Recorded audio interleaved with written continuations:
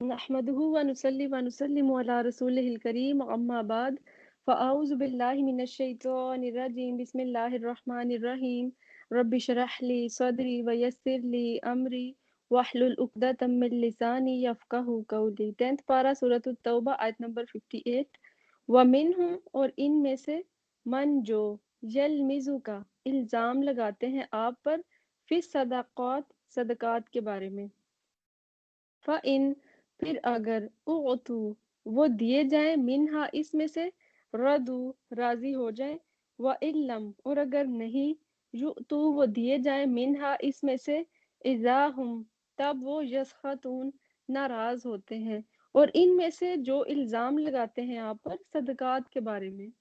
پھر اگر وہ دیے جائیں اس میں سے تو راضی ہو جائیں اور اگر نہیں وہ دیے جائیں اس میں سے تب وہ ناراض ہوتے ہیں تو عرب میں یہ پہلا موقع تھا کہ ملک کے تمام ان باشندوں پر جو ایک مقرر مقدار سے زائد مال رکھتے تھے باقاعدہ زکوٰۃ عائد کی گئی تھی اور وہ ان کی زرعی پیداوار سے ان کے مویشیوں سے ان کے اموال تجارت سے ان کے معدنیات سے ان کے سونے چاندی کے ذخائر سے مختلف شرح مقرر کی گئی تھی جیسے 2.5%، 10%، 20% کی مختلف شرحوں کے مطابق وصول کی جاتی تھی۔ تو یہ سارا مال زکوٰۃ کا جو ہے وہ ایک منظم طریقے سے وصول کیا جاتا تھا اور ایک مرکز پر جمع ہو کر منظم طریقے سے اس کو خرچ بھی کیا جاتا تھا۔ تو اس طرح نبی صلی اللہ علیہ وآلہ وسلم کے پاس ملک کے اطراف سے اتنی دولت سمٹ کر آتی اور آپ صلی اللہ علیہ وآلہ وسلم کے ہاتھوں خرچ ہوتی تھی تو عرب کے لوگوں نے کبھی اس سے پہلے کسی ایک شخص کے ہاتھ میں اتنا مال اسباب نہیں دیکھا تھا، اور کیونکہ وہ دنیا پرست لوگ تھے، منافقین کے منہ میں تو اسپیشلی یہ سب کچھ دے کر ان کے منہ میں پانی باہر آتا تھا۔ وہ چاہتے تھے کہ اس یعنی اتنے بڑے مال و دولت کے خزانے میں سے کافی زیادہ حصہ ان کو دیا جائے، تو یعنی ان کا جی چاہتا تھا کہ سب وہی ہتھیار لیں،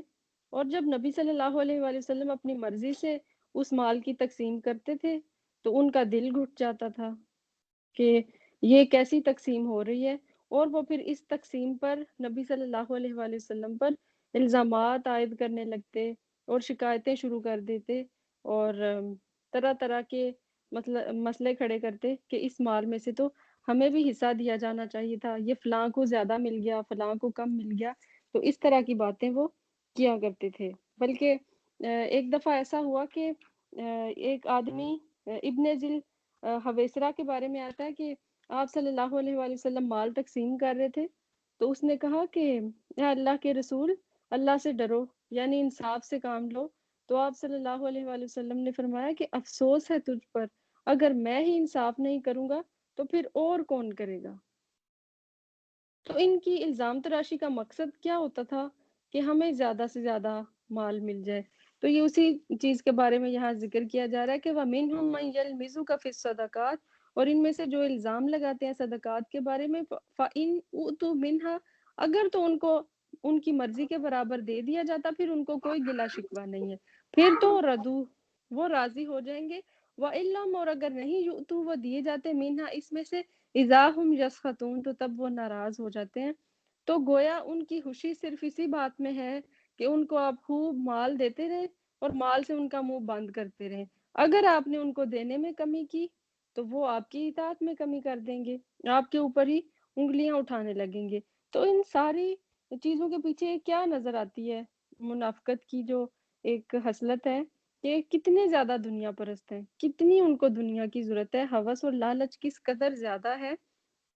کہ اپنی دل کے لالچ کو پورا کرنے کے لیے وہ نبی صلی اللہ علیہ وآلہ وسلم پر بھی انگلیاں اٹھانے سے باز نہیں آئے۔ تو کیوں وہ یہ کام کرتے تھے کہ کسی طرح سے ہمیں زیادہ مال دے دیا جائے اور ہمارا بس گھر بھر جائے۔ وَلَوْ أَنَّهُمْ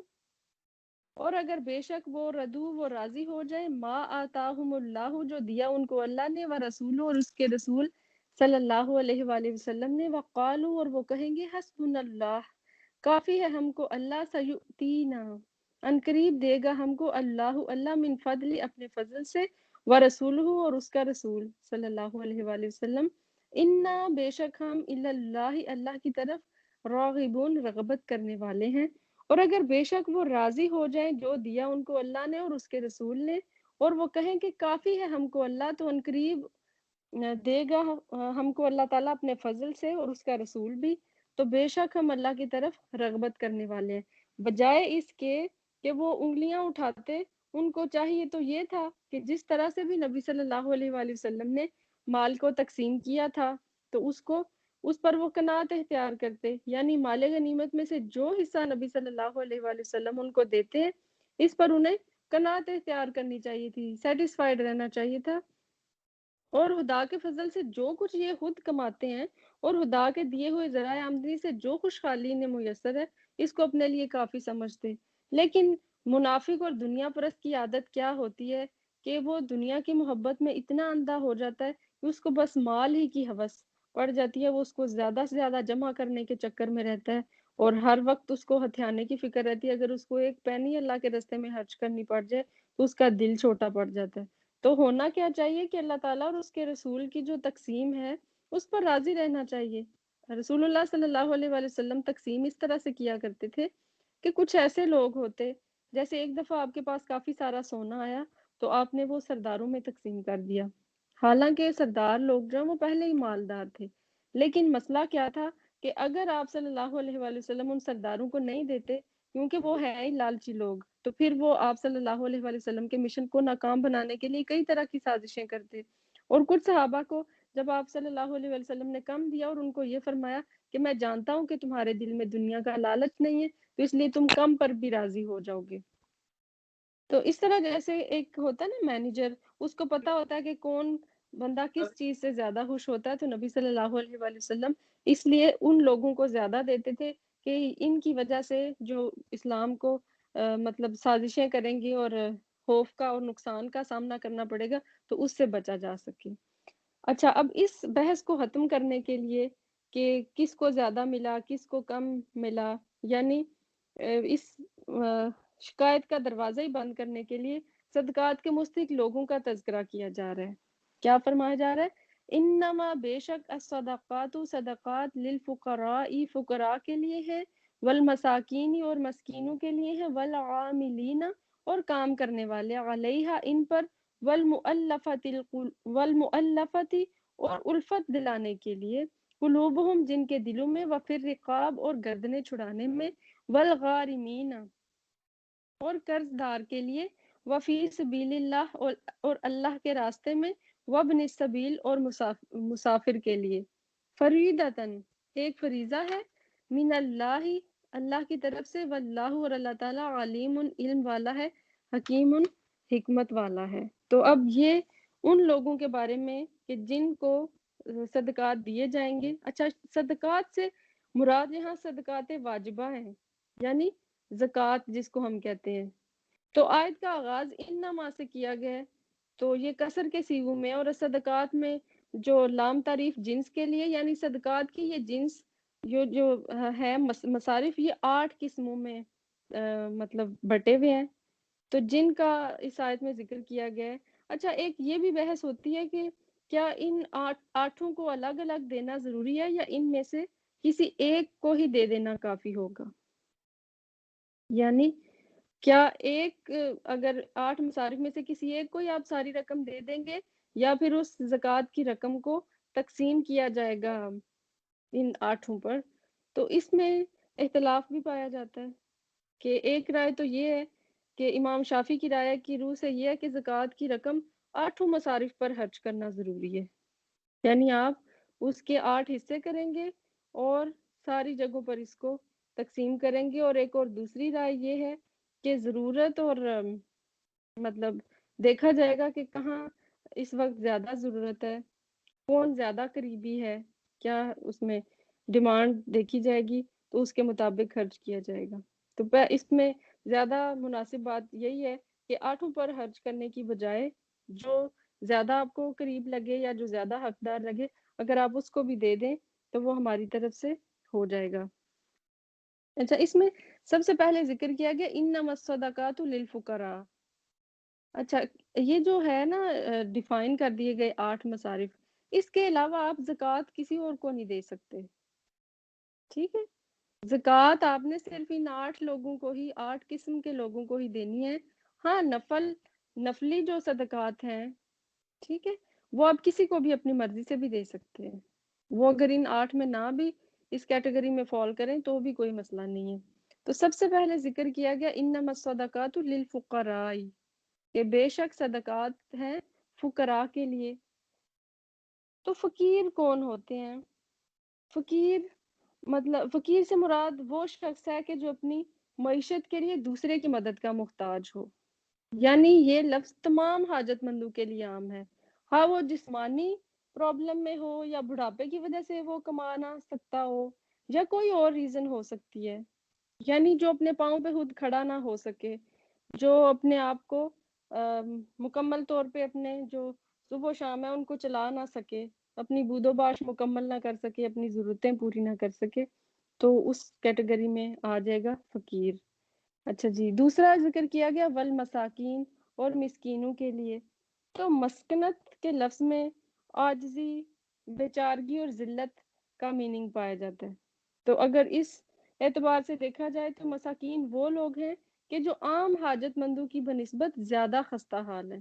نبی صلی اللہ علیہ وآلہ وسلم نے اس لفظ کی تشریح کرتے ہوئے خصوصیت کے ساتھ ایسے لوگوں کو مستحق امداد ٹھہرایا ہے جو اپنی ضروریات کے مطابق ذرائع نہ پا رہے ہوں اور سخت تنگ حال ہوں، مگر نہ تو ان کی خودداری کسی کے آگے ہاتھ پھیلانے کی اجازت دیتی ہو اور نہ ان کی ظاہری پوزیشن ایسی ہو کہ کوئی انہیں حاجت مند سمجھ کر ان کے لیے مدد کا ہاتھ بڑھائے، بلکہ حدیث میں تشریح بھی کی گئی ہے مسکین کے بارے میں کہ مسکین وہ ہے جو اپنی حاجت بھر مال نہیں پاتا اور نہ پہچانا جاتا ہے کہ اس کی مدد کی جائے، اور نہ کھڑا ہو کر لوگوں سے مانگتا ہے، جس کو آپ عام الفاظ میں کہہ دیں کہ کوئی سفید پوش ہے، یعنی وہ ایک ایسا شریف آدمی ہے اور غریب بھی ہے، لیکن لوگوں کو نہیں سمجھ کہ اس کے اندر کے حالات کیا چل رہے ہیں۔ اچھا، تو یہ ہو گئے فقراء اور مساکین۔ پھر آ جاتے ہیں والعاملین۔ عاملین وہ لوگ ہوتے ہیں کہ جو حکومت کے اہلکار ہیں، جو زکوٰۃ اور صدقات کی وصولی کے لیے مامور کیے جاتے ہیں، وہ اس مال کو تقسیم کرتے ہیں، ٹھیک ہے، یعنی ان کی ڈیوٹی لگائی گئی ہے۔ اچھا، ایسا نہیں ہے کہ ان کو زکوٰۃ لگتی ہے، اس بات کو آپ نے سمجھ لینا ہے۔ وہ ہو سکتا ہے اپنی طرف سے اپنے گھر میں وہ بہت امیر آدمی ہوں، بڑے ویل آف ہوں، لیکن کیونکہ ان کی یہ ڈیوٹی لگائی گئی ہے کہ انہوں نے زکوٰۃ کے مال کو اکٹھا کرنا ہے، دین اس کو آگے حقداروں تک پہنچانا ہے۔ اب ان کی ایسا نہیں ہے کہ ان کو زکوٰۃ لگتی ہے، زکوٰۃ کے مد میں سے، زکوٰۃ کے پیسوں میں سے ان کو ان کی سیلری دی جا سکتی ہے، اس بات کو آپ نے اچھے سے سمجھ لینا۔ کچھ ایسے بھی لوگ ہوتے ہیں کہ جو یہ والا کام کر رہے ہوتے ہیں لیکن وہ نہیں لیتے، وہ کہتے ہیں کہ ہم فی سبیل اللہ کے لیے یہ کام کر رہے ہیں، ہمیں سیلری نہیں چاہیے، تو وہ اور بات ہے۔ لیکن اگر کوئی چاہے کھاتا پیتا آدمی ہے، اگر وہ اس کام پر مقرر ہے تو وہ زکوٰۃ کی مد میں سے ہی اپنی سیلری نکال سکتا ہے، لیکن چوری چھپے نہیں۔ ایسا نہیں ہے کہ اپنی مرضی سے یہ اپنی مقرر کر لے کہ اتنی میری سیلری ہے، سب کو پتہ ہونا چاہیے کہ اتنی زکوٰۃ یہ بندہ اپنی سیلری کے طور پہ لیتا ہے، زکوٰۃ کا اتنا حصہ۔ اچھا، یہ کیوں، اس کی کیوں مقرر کر دی گئی؟ اس لیے کہ جب وہ دیکھے گا کہ اتنا زیادہ مال آ رہا ہے اور جا رہا ہے، آگے غریبوں میں تقسیم ہو رہا ہے، تو مال انسان کی کمزوری تو ہے نا، تو وہ اس کو دیکھ کر سوچے گا کہ میں بس بانٹتا ہی رہوں، میرا کیا کام، مجھے کیا ملا کہ میں ادھر سے لوں اور ادھر دیتا رہوں، میری کیا سردردی ہے۔ تو پھر اس کو بھی دے دیا گیا کہ ایسا نہ ہو کہ اگر اس کی زکوٰۃ میں سے سیلری مقرر نہ کی جائے تو وہ ساری زکوٰۃ ہی ہتھیا کے بیٹھ جائے، وہ سب کچھ ہی لے کے بھاگ جائے، تو اس لیے اس کی بھی زکوٰۃ فکس کر دی گئی۔ اچھا، اس میں وہ جو لوگ ہیں نا جو دین کا کام کر رہے ہیں، جو قرآن پڑھا رہے ہیں، کوئی دینی مدارس چلا رہے ہیں، کوئی تعلیم و تربیت کا کام کر رہے ہیں، وہ بھی اس میں آ جاتے ہیں، وہ بھی سیلری لے سکتے ہیں۔ ہمارے ہاں کہا جاتا ہے نا کہ جو قرآن کی تعلیم کے پیسے لیتے ہیں، قرآن پڑھاتے ہیں اور اس کے بدلے سیلری لیتے ہیں، تو وہ حرام کھا رہے ہیں۔ تو ایسی کوئی بات نہیں ہے، صحابہ کے دور میں بھی ایسا رہا ہے کہ کچھ جو لوگ تھے وہ لوگوں کو سکھایا کرتے تھے اور اس کے بدلے میں وہ کچھ لے لیا کرتے تھے، اس میں کوئی غلط بات نہیں ہے. ہاں اگر کسی کو اللہ تعالیٰ نے بہت نوازا ہوا ہے اور وہ اللہ کی خاطر یہ کام کر رہا ہے، وہ تو ایک بیسٹ چیز ہے. ضروری نہیں ہے کہ ہر کوئی لے، لیکن اگر کوئی لے تو اس کا یہ مطلب نہیں ہے کہ وہ حرام کھا رہا ہے. دیکھیں کہ ایک بندہ ہے جو میتھمیٹکس پڑھاتا ہے، وہ پیسے لیتا ہے نا، ٹھیک ہے، کیونکہ وہ اپنا ٹائم دے رہے ہیں آپ کے بچوں کو. اگر کوئی قرآن پڑھا رہا ہے تو ہم کہتے ہیں کہ وہ حرام کھا رہا ہے. تو اس طرح جو اسلامک اسٹڈیز کے پروفیسرز وغیرہ ہیں وہ حرام کھا رہے ہیں یونیورسٹیوں میں، اور جو میتھمیٹکس اور بایو کیمسٹری پڑھا رہے ہیں وہ حلال کر رہے ہیں. تو دیکھیں یہ کیسی ہم لوگ تقسیم کرتے ہیں نا، یہ کتنی غلط رائے ہمارے ہاں پائی جاتی ہے کہ وہ جو قرآن کی تعلیم لے کے پیسے لے رہا ہے، اجرت لے رہا ہے، وہ گویا حرام کھا رہا ہے. تو ایسی کوئی بات نہیں ہے. علیہا والمؤلفۃ قلوبہم، اس کے بعد آ جاتے ہیں مؤلفۃ القلوب. یہ کون لوگ ہیں؟ یعنی وہ لوگ ان میں آ جاتے ہیں. ایک تو وہ کہ جو کافر ہے، جو کچھ اسلام کی طرف مائل ہو اور اس کی امداد کرنے پر یہ امید ہو کہ وہ مسلمان ہو جائے گا، ٹھیک ہے. دوسرے وہ بھی جو نیو مسلم ہوئے ہیں، جن کو اسلام پر مضبوطی سے قائم رکھنے کے لیے امداد دینے کی ضرورت ہے. یعنی ابھی دیکھیں کہ کوئی بندہ اگر اپنا ریلیجن چھوڑ کر آیا ہے تو اس کا اسپاؤس بھی اس کے ساتھ نہیں رہتا، اس کے پیرنٹس اس کے ساتھ نہیں رہتے، ہو سکتا ہے اس کو جاب سے بھی نکال دیا جائے. اب اگر وہ اسلام کی خاطر سب کچھ قربان کر کے آیا تو مسلمانوں کی یہ ذمہ داری بنتی ہے کہ اس کو اچھے سے ویلکم کریں. اگر اس کے اوپر اب کرائسس آ گئے ہیں تو زکوٰۃ کی مد میں سے بھی اس کی ہیلپ کی جا سکتی ہے تاکہ اس کا دل اسلام میں لگ جائے. اور تیسرے وہ افراد ہیں کہ جن کو امداد دینے کی صورت میں یہ امید ہو کہ وہ اپنے علاقے کے لوگوں کو مسلمانوں پر حملہ آور ہونے سے روکیں گے، اور اس طرح وہ قریب کے کمزور مسلمانوں کو پروٹیکٹ کریں گے. اور اس قسم کی کچھ اور صورتیں بھی ہو سکتی ہیں کہ جن میں مؤلفۃ القلوب کی مد میں وہ آ سکتی ہیں، یعنی جن کے اوپر زکوٰۃ کی رقم خرچ کی جا سکتی ہے. ٹھیک ہے. تو اچھا ہمارے ہاں کچھ ایسا ہوتا ہے نا کہ آپ کسی ایسے نو مسلم کو دیکھتے ہیں. نو مسلم کون؟ کے جو ابھی ابھی اسلام قبول کر کے آیا ہے، ٹھیک ہے. تو اگر ہم اس کو نہیں ویلکم کریں گے، اگر ہم اس کو سپورٹ نہیں کریں گے، تو ابھی تک اس کے جو پیارے، اس کے پرانے دوست اور سارے احباب اس کو بلا رہے ہوں گے. وہ پھر سوچے گا آیا بھی ہوں، اتنی بڑی قربانی بھی دی ہے، ادھر سے مجھے کچھ ملا بھی نہیں ہے. تو اس لیے اس کے دل کو جمانے کے لیے بہت ضروری ہے کہ اس کے لیے بھی انتظام کیا جائے. اس کے بعد آتے ہیں والغارمین. والغارمین کا ورڈ غین را میم سے ہے، اور قرض داروں کے لیے. تو غارمین سے ایک تو وہ مقروض مراد ہے کہ جو اپنے اہل و عیال کے نان و نفقہ اور ضروریات زندگی فراہم کرنے میں لوگوں کے مطلب زیر بار آ گیا ہو، اس کے اوپر قرض کا بوجھ آ گیا ہو اور ان کے پاس نقد رقم بھی نہیں ہے اور ایسا سامان بھی نہیں ہے کہ جسے بیچ کر وہ قرض ادا کر سکے. ٹھیک ہے. اچھا دوسرا وہ ذمہ دار اصحاب ضمانت کے جنہوں نے کسی کی ضمانت دی اور پھر وہ اس کی ادائیگی کے ذمہ دار قرار پا گئے. کبھی ایسا ہوتا ہے نا، آپ کہتے ہیں کہ میری گارنٹی پہ فلاں کو پیسے دے دو، تو آپ کے گارنٹی پہ وہ پیسے دے دیتا ہے. اب وہ بندہ تو بھاگ گیا پیسے لے کے، اب آپ کے اوپر ہم ہاں کا قرض آ گیا. تو پھر ایسے بندے کی بھی زکوٰۃ کی مد میں سے مدد کی جا سکتی ہے. یا پھر کسی کے ساتھ کبھی کوئی ایسی ٹریجڈی ہو جاتی ہے کہ اس کی فصلیں تباہ ہو گئیں، یا دکانوں میں آگ لگ جاتی ہے، یا زلزلے میں آ کر سارا کاروبار ٹھپ ہو جاتا ہے. ٹھیک ہے. تو یہ ساری صورتیں آ جاتی ہیں والغارمین میں. اسی طرح آتا ہے پھر وفی سبیل اللہ. تو یہ تو آپ کو پتہ ہی ہے، فی سبیل اللہ سے مراد جہاد ہے، یعنی جنگی سامان اور جو ضروریات ہوتی ہیں مجاہدین کی، چاہے وہ مالدار ہی کیوں نہ ہو، تو اس پر بھی زکوٰۃ کی رقم خرچ کرنا جائز ہے. اور بلکہ حدیث میں آتا ہے کہ حج اور عمرہ بھی فی سبیل اللہ میں داخل ہے. اسی طرح بعض علماء کے نزدیک یہ جو دعوت و تبلیغ کا کام ہے، ٹھیک ہے، اللہ تعالیٰ کے دین کا جو کام لوگ کر رہے ہیں،